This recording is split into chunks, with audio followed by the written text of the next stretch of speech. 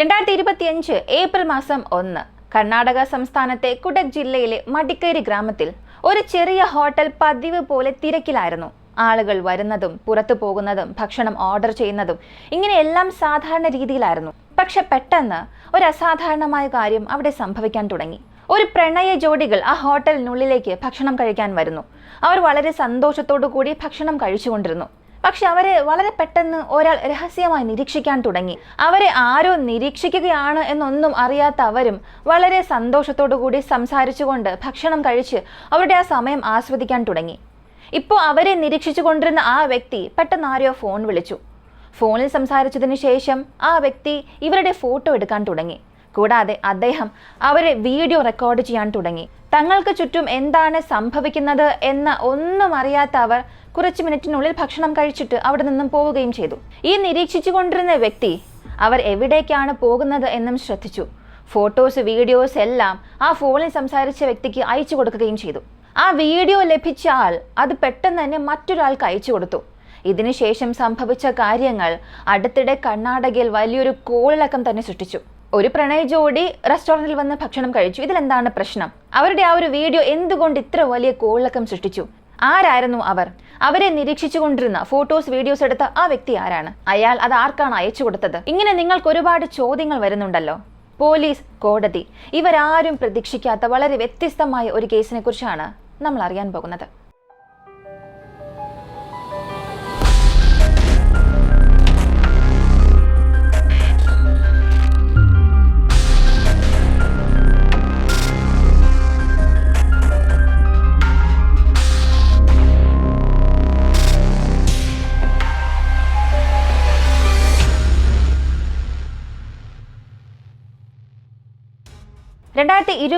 November മാസം corona അതിന്റെ ഉച്ചസ്ഥായിലായിരുന്നു. കർണാടകയിൽ കുടക് ജില്ല കുശാൽ നഗർ പോലീസ് സ്റ്റേഷനിലേക്ക് വളരെ പരിഭ്രാന്തിയോടുകൂടി ഒരാൾ അകത്തേക്ക് കടന്നു വന്നു. വീട്ടിൽ നിന്ന് പുറത്തേക്ക് പോയ ഭാര്യ ഇതുവരെയും തിരിച്ചെത്തിയില്ല.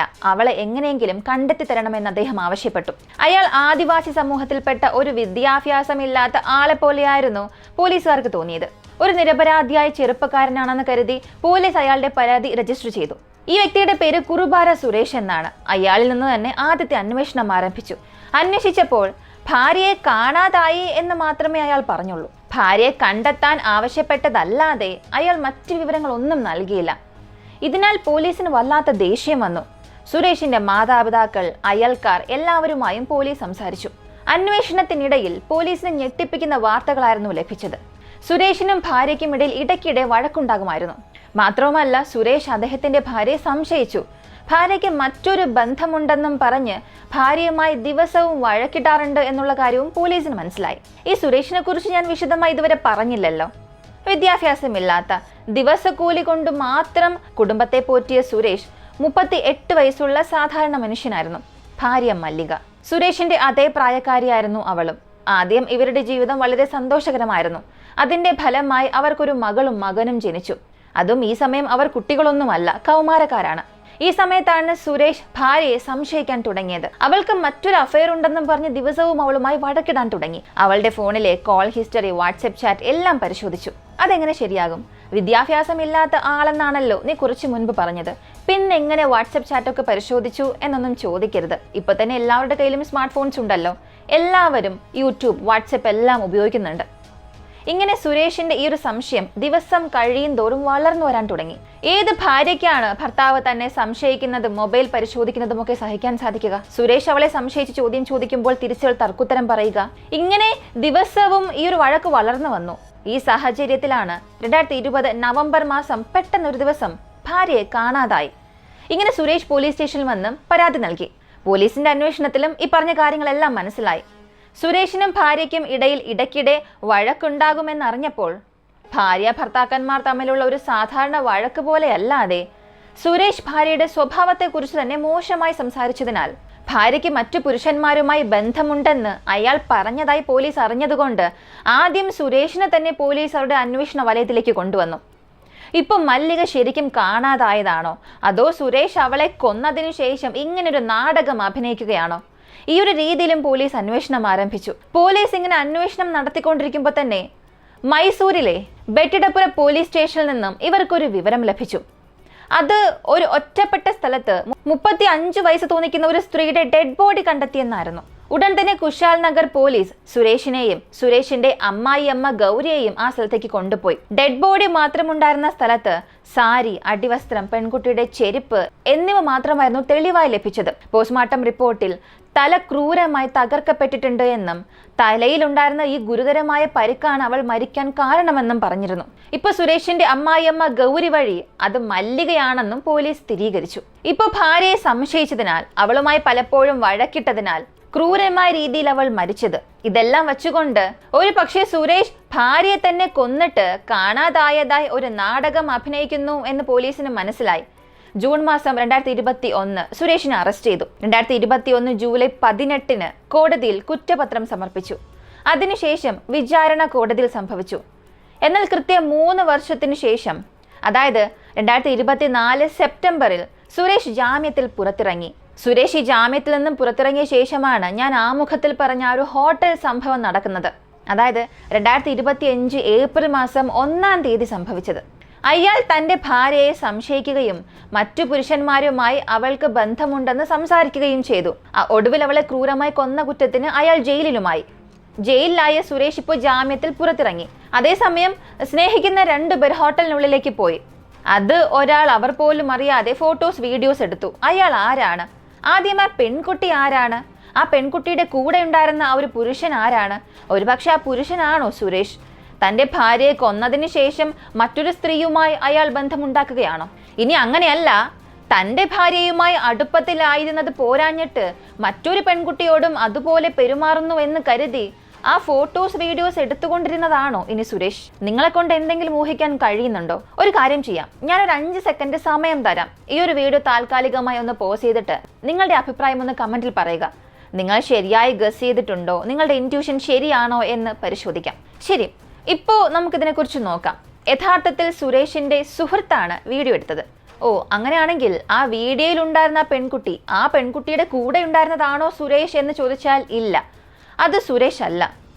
അയാളുടെ പേര് ഗണേശ് എന്നാണ്. ശരി, അങ്ങനെയാണെങ്കിൽ ആ 3 പേരിൽ 2 പേരാരാണെന്ന് നമുക്ക് മനസ്സിലായി. അതായത് ഫോട്ടോ എടുത്തത് സുരേഷിന്റെ സുഹൃത്ത്, ആ പെൺകുട്ടിയുടെ കൂടെ ഉണ്ടായിരുന്നത് സുരേഷ് അല്ല, ഗണേഷ് ആണ്. ഇനി നമുക്കറിയേണ്ട ഒരേ ഒരു കാര്യം ഈ ഗണേഷിന്റെ കൂടെ ഉണ്ടായിരുന്ന ആ പെൺകുട്ടി ആരാണെന്ന് മാത്രമാണ്. അതറിഞ്ഞാൽ ഈ ഒരു കേസിലുണ്ടായിരുന്ന നിങ്ങളുടെ എല്ലാ സംശയങ്ങളും അവസാനിക്കും. ഒരുപക്ഷെ ഒരുപാട് പേർ ഇപ്പൊ തന്നെ ഗസ് ചെയ്തിട്ടുണ്ടാകും. അതെ, സ്വന്തം ഭർത്താവ് ക്രൂരമായി തല്ലിക്കൊന്നു എന്ന് പറഞ്ഞ അതേ മല്ലിക തന്നെയായിരുന്നു ആ പെൺകുട്ടി. അതെ, മല്ലിക മരിച്ചിട്ടില്ല. കൊല ചെയ്യപ്പെട്ടതായി പറഞ്ഞ മല്ലിക ജീവനോടുകൂടി മറ്റൊരു പുരുഷനോടൊപ്പം കറങ്ങുന്നത് ഹോട്ടലിലേക്ക് പോയപ്പോൾ യാദൃശികമായി കണ്ട് ഞെട്ടിപ്പോയ സുരേഷിന്റെ സുഹൃത്ത് ആ ഞെട്ടൽ മാറുന്നതിനുള്ളിൽ തന്നെ സുരേഷിനെ വിളിച്ചത് ഇൻഫോം ചെയ്തു. അപ്പോൾ സുരേഷിന്റെ ആശയത്തെ തുടർന്നാണ് അവരുടെ ഫോട്ടോസ്, വീഡിയോസ് എല്ലാം എടുത്തത്. പോലീസ് മരിച്ചുവെന്ന് കൺഫേം ചെയ്ത് ഡെഡ് ബോഡി ക്യാപ്ചർ ചെയ്ത് പോസ്റ്റ്മോർട്ടം അവസാനിച്ച് കുറ്റവാളി ഇവൻ തന്നെയാണ് എന്ന് സ്ഥിരീകരിച്ച് അറസ്റ്റ് ചെയ്ത ഒരു കേസിൽ അങ്ങനെ ഒരു കൊലപാതകമേ സംഭവിച്ചിട്ടില്ല എന്ന് മനസ്സിലാകുമ്പോൾ എത്ര വലിയ കോളിളക്കമായിരിക്കും സൃഷ്ടിക്കുക? പോലീസിൽ അത് എത്ര വലിയ അവിശ്വാസം സൃഷ്ടിക്കും? ഈ ഒരു കേസിലും അതാണ് സംഭവിച്ചത്. ഇപ്പോൾ തൻ്റെ ഭാര്യ ജീവിച്ചിരിപ്പുണ്ട് എന്ന് തെളിവുള്ളതിനാൽ സുരേഷ് ആ വീഡിയോ തൻ്റെ ലോയർക്ക് അയച്ചു കൊടുത്തു. ഉടൻ തന്നെ അയാൾ മൈസൂർ കോടതിയെ സമീപിച്ചു. എന്താണ് സംഭവിച്ചത് എന്ന് കേട്ടപ്പോൾ ജഡ്ജി ദേഷ്യത്തിന്റെ കൊടുമുടിയിൽ തന്നെ എത്തി. മല്ലികയെ ഉടൻ തന്നെ കോടതിയിൽ ഹാജരാക്കാൻ ഉത്തരവിട്ടു. അങ്ങനെ അടുത്ത ദിവസം, അതായത് 2025 ഏപ്രിൽ മാസം 2-ന് പോലീസ് മല്ലികയെ കോടതിയിൽ ഹാജരാക്കി. അങ്ങനെ കോടതിയിൽ നടന്ന ഒരു കുറ്റസമ്മതത്തിൽ അവർ പറഞ്ഞത്, ഞാൻ എൻ്റെ ഇഷ്ടപ്രകാരമാണ് ഗണേഷിനൊപ്പം പോയത്, അതല്ലാതെ എൻ്റെ ഭർത്താവ് ഒരു കൊലപാതക കുറ്റത്തിന് അറസ്റ്റ് ആയതിനെ കുറിച്ചൊന്നും എനിക്ക് അറിയില്ല എന്നും അവൾ പറഞ്ഞു. ഇതിൽ ഒരു ഹൈലൈറ്റ് എന്താണെന്ന് അറിയണ്ടേ? കാണാതായ 2020 അന്ന് മുതൽ അവളെ കണ്ടെത്തിയ 2025, അതായത് ഈ വർഷം ഏപ്രിൽ മാസം വരെയും മല്ലിക ഉണ്ടായിരുന്നത് സുരേഷ് താമസിച്ചിരുന്ന ആ നാട്ടിൽ നിന്നും ഒരു 20 കിലോമീറ്റർ അകലെയുള്ള ഷെട്ടിഗിരി എന്നൊരു ഗ്രാമത്തിലായിരുന്നു. ഇത്രയും അടുത്തവൾ ഉണ്ടായിരുന്നിട്ടും പോലീസ് അവളെ കണ്ടെത്താൻ യാതൊരു നടപടിയും സ്വീകരിച്ചില്ല. എങ്കിലും ഭർത്താവിന്റെ അറസ്റ്റിനെ കുറിച്ച് മല്ലികയ്ക്ക് ഒന്നും അറിയില്ല എന്ന് പറയുന്നത് തീർത്തും അവിശ്വസനീയമാണ്. അവൾ പതിവായി സ്മാർട്ട് ഫോൺ ഉപയോഗിച്ചിരുന്നു. മാത്രവുമല്ല, ആ പ്രദേശമാകെ വളരെ ചർച്ചാ വിഷയമായ ഒരു കേസ് കൂടിയായിരുന്നു ഇത്. അതും അവളുടെ മരണത്തെക്കുറിച്ചായിരുന്നു കേസ്. ഇതിനെക്കുറിച്ച് ഒന്നും തനിക്ക് അറിയില്ല എന്ന് പറയുന്നത് ഒരിക്കലും വിശ്വസിക്കാനേ സാധിക്കുന്നില്ല. എന്നെ സംബന്ധിച്ചിടത്തോളം അവൾക്കെല്ലാം അറിയാമായിരുന്നു, എന്നിട്ട് മൗനം പാലിച്ചു. അപ്പോൾ അവളും ഒരു കുറ്റവാളി തന്നെയാണ്. കൂടാതെ ഇതിൽ DNA റിസൾട്ട് വരുന്നതിന് മുൻപ് തന്നെ ചാർജ് ഷീറ്റ് ഫയൽ ചെയ്ത പോലീസ്, കൂടാതെ എവിഡൻസ് കളക്ട് ചെയ്യാതെ എവിഡൻസ് ക്രിയേറ്റ് ചെയ്ത പോലീസ് ഓഫീസേഴ്സ്, ഇവരെയാണ് പ്രധാനപ്പെട്ട കുറ്റവാളികളായി കരുതേണ്ടത് എന്നും പൊതുജനങ്ങൾ സംസാരിക്കാൻ തുടങ്ങി. മാത്രമല്ല, സുരേഷിനെ കുറ്റം സമ്മതിക്കാൻ ആവശ്യപ്പെട്ടുകൊണ്ട് ഇവർ നൽകിയ ടോർച്ചർ ചെറുതൊന്നുമല്ല. അദ്ദേഹത്തിനെ നേക്കഡാക്കി തല കീഴായി കെട്ടിയിട്ട് ക്രൂരമായി മർദ്ദിച്ചു. കറന്റ് ഷോക്ക് നൽകി ടോർച്ചർ ചെയ്താണ് അങ്ങനൊരു മൊഴിയെടുത്തത്. നിങ്ങൾക്ക് മറ്റൊരു ഹൈലൈറ്റ് കൂടെ ഞാൻ പറഞ്ഞു തരാം.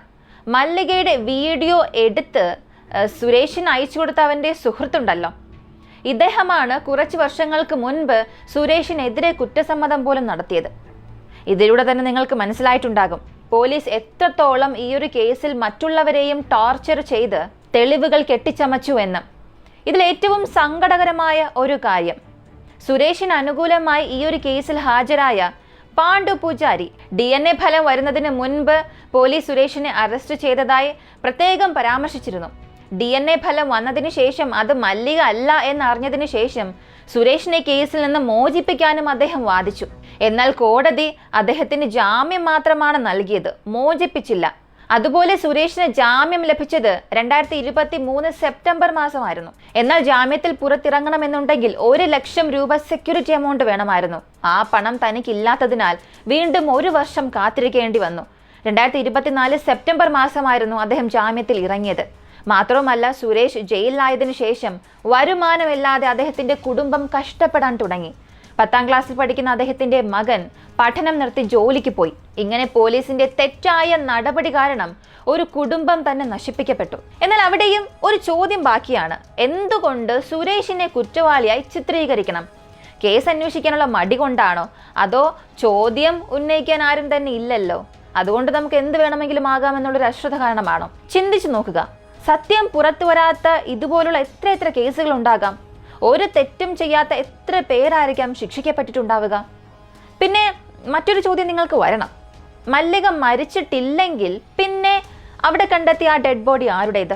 അവരെ കൊന്നത് ആരാണ്? ഇനി ഈ ഒരു കേസിൽ പോലീസിന് എന്ത് ശിക്ഷയാണ് ലഭിക്കേണ്ടത്?